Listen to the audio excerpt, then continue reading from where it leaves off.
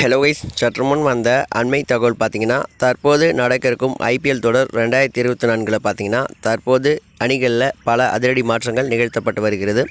குறிப்பாக கேப்டன்சி குறித்து பல மாற்றங்கள் தற்போது நிகழ்த்தப்பட்டு வருகிறது. குறிப்பாக பார்த்தீங்கன்னா, ஓரிரு வாரங்களுக்கு முன்பு ஹார்திக் பாண்டியா பார்த்தீங்கன்னா ட்ரேடிங் முறையில் மீண்டும் மும்பை இந்தியன்ஸ் அணிக்கு வாங்கப்பட்டிருந்தார்.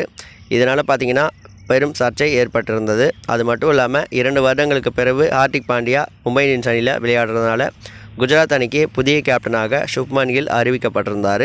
மேலும் நேற்றைக்கு பார்த்தீங்கன்னா யாரும் எதிர்பார்க்காத வகையில் ஷாக் தரும் வேகமாக 5 முறை சாம்பியன் பட்டம் வென்ற one of the most finest captain in IPL ஹிஸ்ட்ரியான ரோஹித் சர்மாவை மும்பை இந்தியன்ஸ் நிர்வாகம் கேப்டன் பதவியிலிருந்து நீக்கி புதிய கேப்டனாக ஹார்திக் பாண்டியாவை நியமிக்கப்பட்டது எல்லாரையுமே அதிர்ச்சியை ஏற்படுத்தியிருந்தது. இந்த நிலையில் பார்த்தீங்கன்னா தற்போது சென்ற வருடம் காயம் காரணமாக ஸ்ரேயஸ் ஐயர் கேகேஆர் அணியில் இடம்பெறாத வகையில் அவருக்கு பதிலாக நிதிஷ் ராணா கேப்டனாக பொறுப்பேற்றிருந்தார்.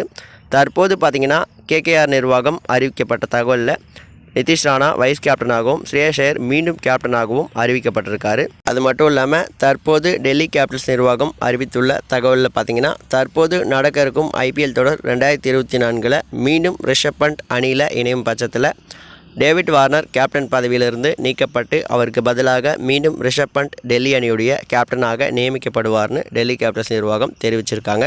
இதை பற்றி உங்களுடைய கருத்து என்ன அப்படின்றத மறக்காமல் கமெண்ட் பாக்ஸில் ஷேர் பண்ணுங்கள். மேலும் இது மாதிரி இன்ட்ரெஸ்டிங்காக நியூஸ் தெரிஞ்சுன்னு நினச்சிங்கன்னா நம்ம சேனலை மறக்காமல் சப்ஸ்கிரைப் பண்ணிக்கோங்க. தேங்க்யூ ஃபார் வாட்சிங்.